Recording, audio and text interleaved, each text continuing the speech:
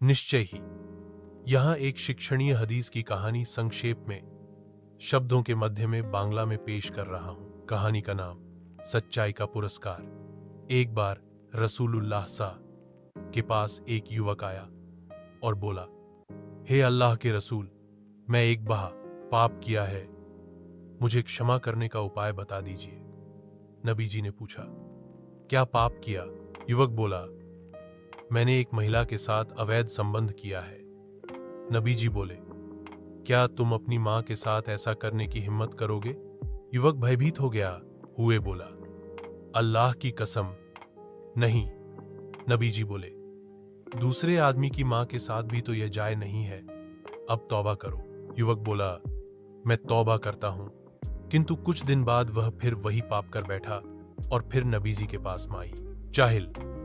Nabi ji are भी उसे तौबा का निर्देश दिए। इस तरह कई बार हुआ। एक समय एक साहबी क्रोधित होकर बोले, या रसूलुल्लाह, इस पापी को अल्लाह का अभिशाप दें। नबी जी उसे रोक दिए और युवक की ओर देखकर बोले, ठीक है, तुम मेरे हाथ में बयात आज्ञाकारिता की शपथ ग्रहण करो कि तुम फिर कभी यह पाप नहीं करोगे। युवक नबी जी के हाथ में बयात लिए। इसके बाद जब वह घर लौट रहा था, रास्ते में उस महिला से मुलाकात हुई।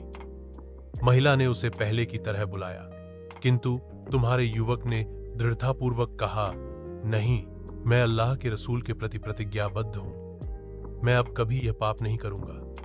यह कहकर वह वहां से चला गया। उसकी इस सच्चाई और दृढ़ता के कारण अल्लाह ने उसे क्षमा कर दिया।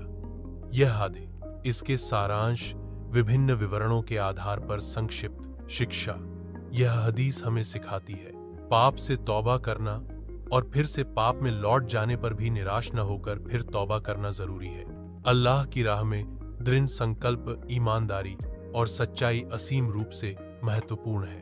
अंडो रसूल सैंड पांड की शिक्षा और निकटता लोगों का जीवन बदल सकती है। समाप्त। शब्द संख्या लगभग। यह कहानी मुख्यतः सहीह बुखारी और मुस्लिम की हदीस के प्रकाश में लोकप्रिय है।